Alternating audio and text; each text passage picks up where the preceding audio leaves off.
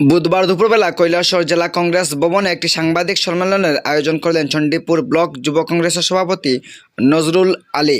তিনি সাংবাদিকদের মুখে মুখে হয়ে বলেন, চণ্ডীপুর বিধানসভা কেন্দ্রের অধীনে সমরূপার গ্রাম পঞ্চায়েতের অধীনে বটের বাজার, ভদ্রপল্লী ও সমরূপার এলাকায় কমিউনিটি হল ঘর বানানোর কথা ছিল, কিন্তু এখন পর্যন্ত তা করা হয়নি।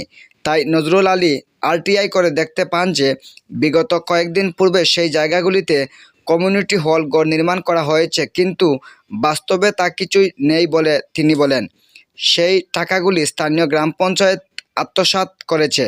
তিনি আরও বলেন, সমরূপার গ্রাম পঞ্চায়েত বিজেপি দল পরিচালিত। সেই গ্রাম পঞ্চায়েতের দুটি ওয়ার্ডে কংগ্রেস দলের প্রার্থী জয়লাভ করে সদস্যপ্রাপ্ত হওয়া ত্রিস্তর পঞ্চায়েত নির্বাচনে, কিন্তু কংগ্রেস দলের দুই নির্বাচিত পঞ্চায়েত সদস্যকে স্থানীয় গ্রাম পঞ্চায়েত পাত্তা দিচ্ছে না বলে তিনি অভিযোগ করেছেন। তিনি বলেন, উক্ত বিষয় নিয়ে অচিরেই কৈলাসহর জেলা দায়রা আদালতে স্থানীয় গ্রাম পঞ্চায়েতের বিরুদ্ধে মামলা করবেন। কৈলাসহর থেকে শুভঙ্কর দাসের রিপোর্ট, স্টার ত্রিপুরা। আমি বিশাল একটা তথ্য সংগ্রহ করতে পেরেছি। আমাদের চণ্ডীপুর বিধানসভার আওতাধীন সমরূপার গ্রাম পঞ্চায়েতে বেশ কিছু ঘোটালা আমার কাছে তথ্য আছে। এমনকি কাজ হয়নি, সেটা কাজ হয়েছে বলে সেখান থেকে টাকা আত্মসাৎ করে খেয়ে ফেলেছে।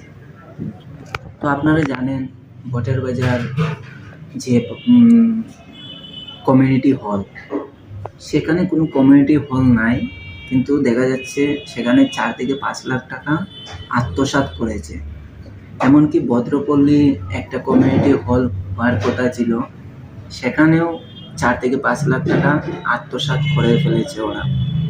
এমনকি বিভিন্ন এই যে আপনারা দেখতে পাচ্ছেন তথ্য, সেখানে আমাদের বিডিও সাহেব, এমনকি আমাদের চণ্ডীপুর ব্লকের এবং গ্রাম পঞ্চায়েতের সেক্রেটারি সাহেব, ওনারাও সেখানে সই করেছেন।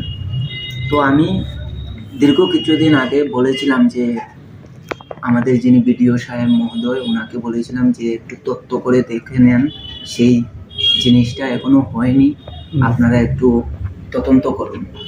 ওনারা কিছু আশ্বাস দেননি, সেই জন্য আজকে আমি সাংবাদিক সম্মেলন করতে আমি বাধ্য হয়েছি। আমি চাই এলাকার উন্নয়ন হোক, সেটা আমি চাই, আমি সহমত আছি, কিন্তু যেটা করা হয়নি সেটা করা হয়েছে বলে টাকা আত্মসাৎ করা হয়েছে। কেন এমন হবে? আমি যদি অতি সত্বর সেই বিষয়ে তদন্ত না করেন বিডিও সাহেব, তাহলে আমি আইনের আওতায় যেতে বাধ্য হব।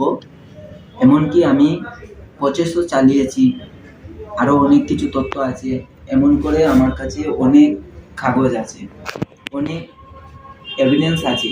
আমি সব কিছু সংগ্রহ করে আমি কোর্টে কেস করতে বাধ্য হব। সরকারের টাকা আত্মসাৎ করে ফেলছেন, এটার কোনো মতেই আমি বরদাস্ত করতে পারছি না।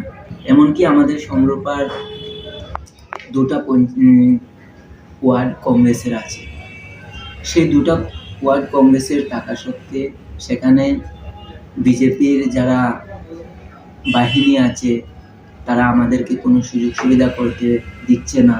এমনকি আমাদের যে মেম্বার আছে, পঞ্চায়েত প্রতিনিধি, তাদেরকেও কোনো সম্মান দিচ্ছেন না পঞ্চায়েতে।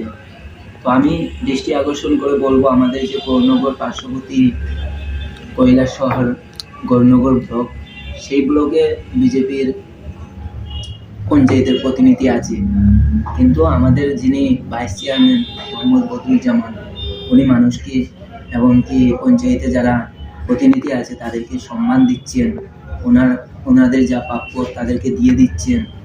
আমাদের ওখানে তো গৌরনগর ব্লকে এমন হচ্ছে না, কিন্তু আমাদের চণ্ডীপুর বিধানসভায় আমাদের সমরূপার এমন কাম হচ্ছে।